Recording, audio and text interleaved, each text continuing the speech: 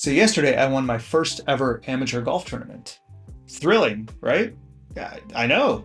But unfortunately, that's not how I felt after the tournament. Instead of being happy that I'd gone from being a 12 handicap only like 4 or 5 years ago to winning a scratch level tournament with college golfers, a legit thing. I shot under par on a 7,000 yard course. I swear this whole video is not like a humble brag, I promise you. Instead of feeling great about it, I was sad.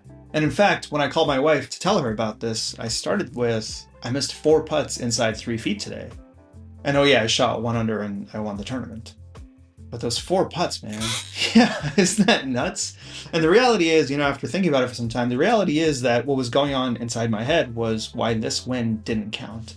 All the reasons why. Oh, it was a small field, not super fancy course. Yeah, there were college players there, and there were a bunch of college players, but this wasn't like the US Am where, I've got all the #1 players from around the world. And does it even count if you miss that many 3-foot putts?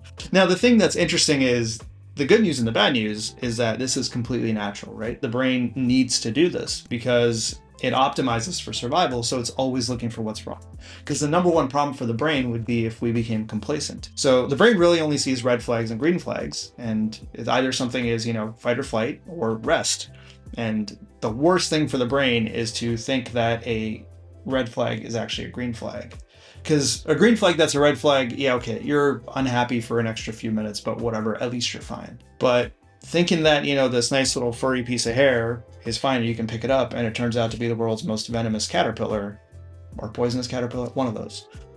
That's terrifying. That's absolutely terrifying because there's no coming back. So the brain's basically going to think that every green flag is a red flag until it is absolutely 100% guaranteed otherwise. And that's what happened to me, right? So this tournament happened, I did my best, I won, fantastic. And the brain goes, I don't know if you can take this seriously. I don't know if that's okay. Now, the issue is that while this works for survival, it also deprives the inner child of a sense of joy and accomplishment and all the other things that we play golf for. For some of us, it might be hard to visualize the inner child. So think about an actual child. Maybe you have one, so it's a lot easier for you. Who's let's say 5 years old or 7 years old or 14 years old or 21 or 47, however old you were when you started playing golf. Think of that child being berated by a coach who only gives them negative feedback.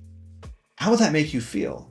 If this kid came to the course, they put their heart and soul into it, they're trying so hard, they're watching golf videos in their spare time, they're doing all this stuff to try to play well, and all they got was negative feedback.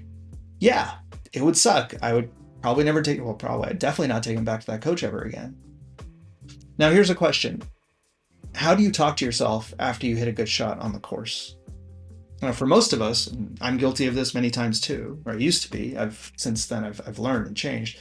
But for most of us, it's, finally, man, after that many bad shots, I finally hit a decent shot.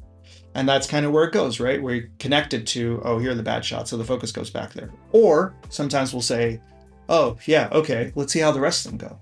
And so there's an opportunity for some joy, and we go, nope, the rest of them aren't going to be good. I am not allowed to be happy until all of them are good. And the odds of that happening are nothing.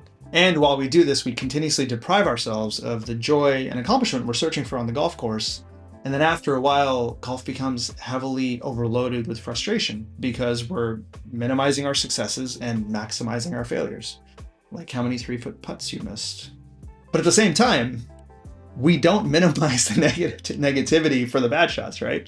I definitely felt every inch of that 3-foot putt that I missed for the next few minutes, and because it happened a lot, I'm still talking about it. Look at that.